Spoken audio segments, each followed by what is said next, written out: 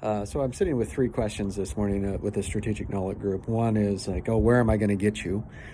Two is, how do I know the recode is real? And then three, just celebrate what I noticed from yesterday, from our call yesterday, and the questions that were produced in that. It wasn't what I anticipated. So in the first one, like I just noticed that that's there. It's like, oh, how am I going to get you? And it's like, I don't. Like I'm not trying to get anything, but what I am doing is producing, just a second, Audrey, I am producing what I can produce.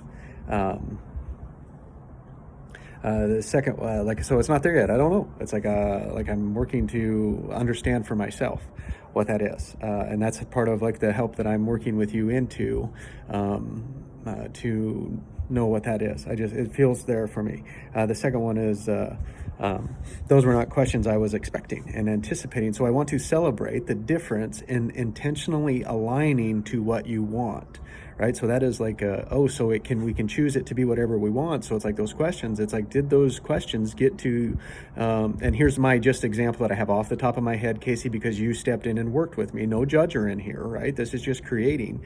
It's like you stepped in as curious to the call, and it's like, oh, did your curiosity, like did you authentically discover what you were really curious about?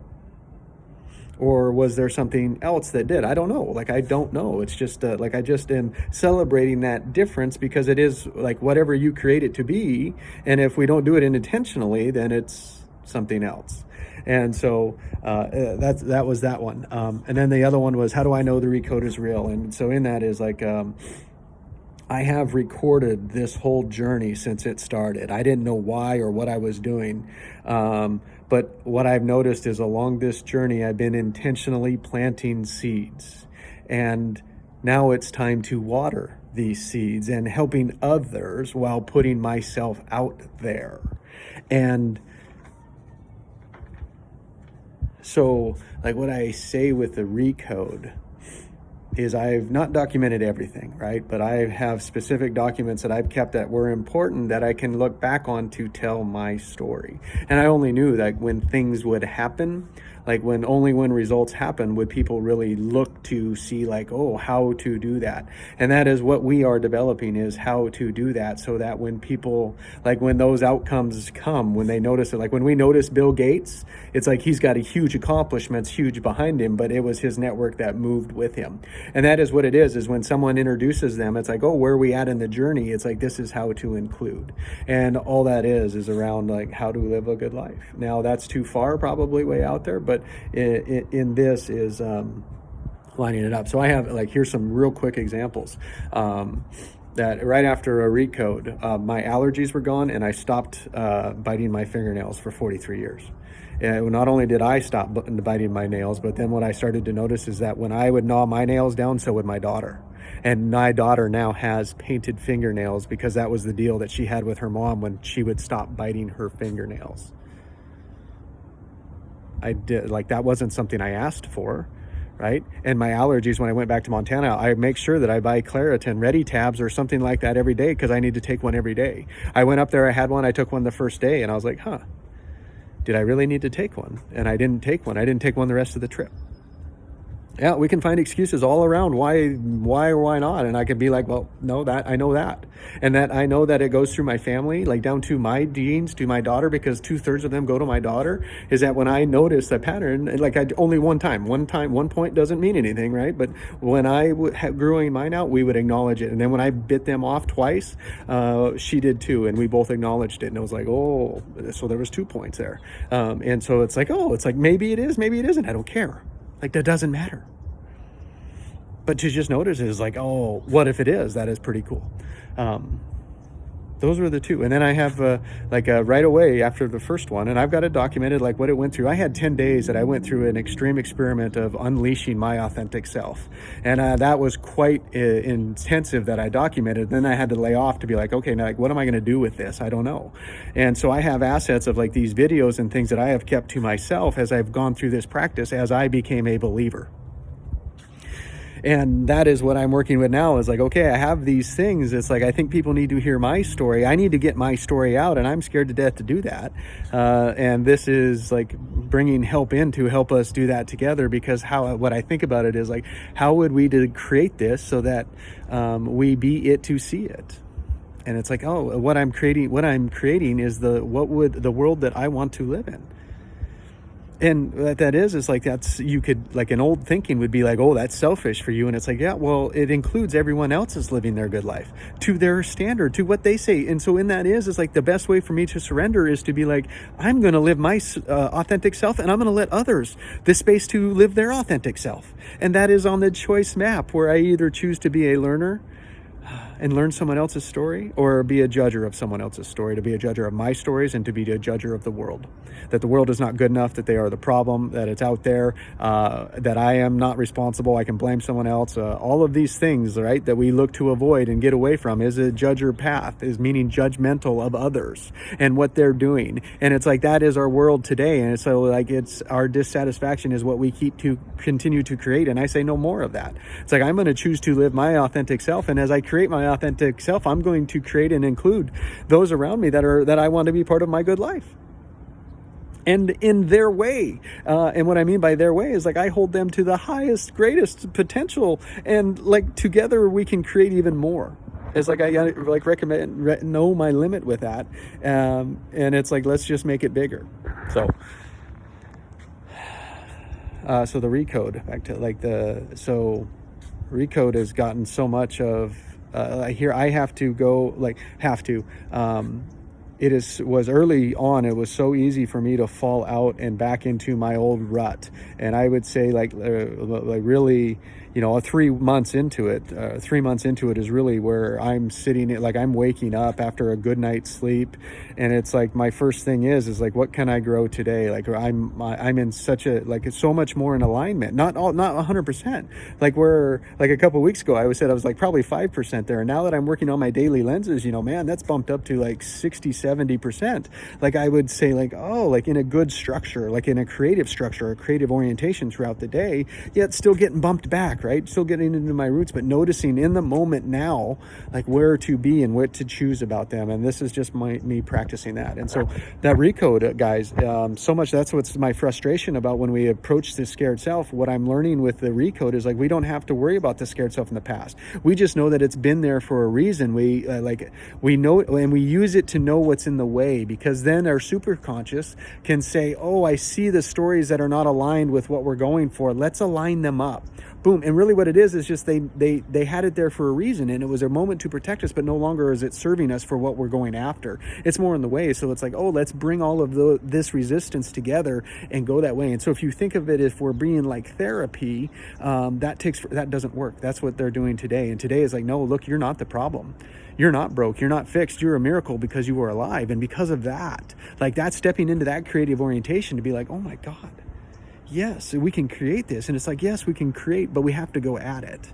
Like, it doesn't mean that we just manifest, like, we wish it. We don't wish it. Like, we do, part of the intention is wishing it, right? It's something into the future. It's a commitment, like a commitment is out into the future. Like, it doesn't exist today, but we need to plant it today. Then we need to water it. And planting is a masculine action. Go do, get it done, action, action, action. But then there's also the nurturing, which is feminine. And that requires taking care. And so you can see is like, oh man, for 43 years, I was really after the masculine. I probably wasn't, like the first 7 years, I can't say, right?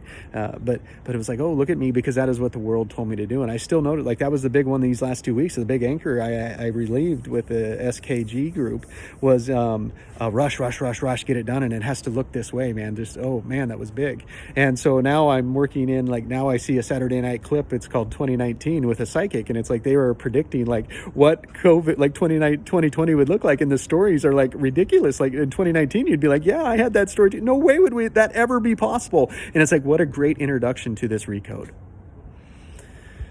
Because here, guys, the problem with the recode, it is a super fast to get over our scared self. But if someone doesn't believe in it, it won't work. And that's sad.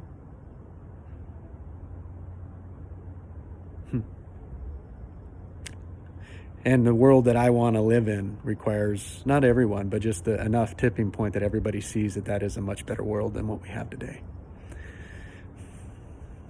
Now, we don't have to jump right to the to the recode. That's what I'm learning. That's what, I'm working to be a coach. And I said, yes, I want to be certified in a coach because I want to learn other practices, because I know people that, the business engineers, the STEMs, the people that run the world today, right, for the most part, right, outside of in the business world, in the professional world, and in our lives, who we are, in the top 1% in the world, right, that way is how do we create the life that we want to live in that's going to allow us the space to live the life each of us love? And it's this, for me, was as I looked at both ends of the spectrum. You guys know I look at the worst and the best. And it's when I looked at it from that point of view, the only answer was this. And because it's so unlimited, the way that I speak it in a problem orientation has it so limited, but the way that I'm speaking it, there is no boundary. And just flip it upside down. It's oh, you're right. It's boom, that. So, the recode. And so here's what I say about my fingernail biting story, is that even though I told you that Dean has just ordered his first book in his life and he's 60 some years old, he's just seen his grandkids for the first time, not because did they focus on him being blind, but rather they focused on his good life, and his good life was to see his grandkids. And in that, his body lined itself up to say, for me to live that good life, I've got to energize those cells again so that I can see. And what his body said is, I've got to get healthy. So what that healthy meant, in 6 months, I would say, I think he was 3 months ahead of me, Dean, but I've heard his story along the way. And not only that, but just a month ago, he reported that it was 55 kilograms that he has lost. He has cut out 22 daily pills out of his diet. He is pill free. He is not taking any medicine from the doctors. He can see again. He has seen his kids. He said, I ordered a book for the first time and it just arrived. And that was a month ago. And we are not celebrating that he can see. It's celebrating that he's living his good life. And change happens not the way that we think about it or want to see it or anticipate it. Now, if we would have went in and focused that he's broken, that he can't see, he's broken, and we focus on that, which is what everybody does, the body naturally won't do that, right? Because it doesn't have other parts of it have to die. But if you get the body aligned, it's being blind is a condition that the body can fix because we are a miracle. The body will line it up and fix it if the intention to see the kids is a strong enough emotion. It just can't be a wish. We have to have the emotion so that our body can act inside of it. And then our action is just a behavior of our highest thinking. It's our intentions. And this is how outcomes happen. And it's I'm learning and seeing the mechanic of putting words to how shit gets done. And it's so amazing, whether it's wrong or right, it's it fucking works.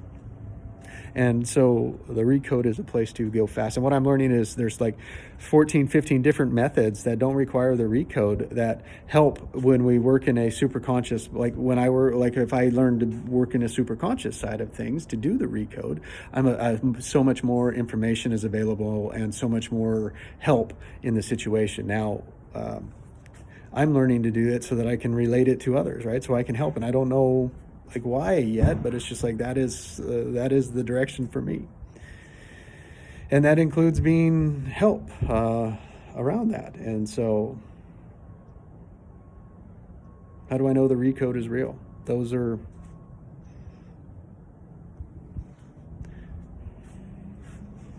shit that's happening around us is how I know it's real. And I'm not any good. But it's so much better